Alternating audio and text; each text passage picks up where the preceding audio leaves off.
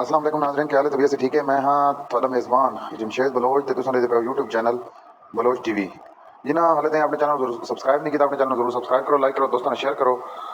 सारा मकसद है कि ताको अपने इलाके दे जानवरों दे रेट चेक करावां ते इस मकसद की ते सारी रोज़ नवी नवी वीडियो आती रहती है।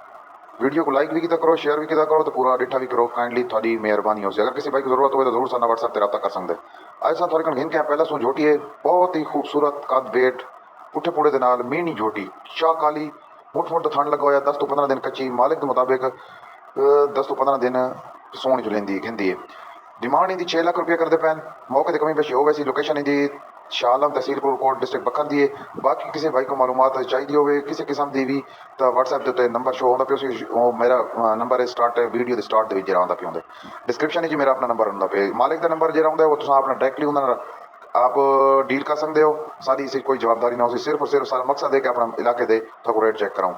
बहुत ही खूबसूरत झोटी है, खूबसूरत हवाने के नाल थन चड्डे की खूबसूरत है, थना का विरल बहुत खूबसूरत है, फासला बहुत क्लियर है, हैवी वेट जानवर है।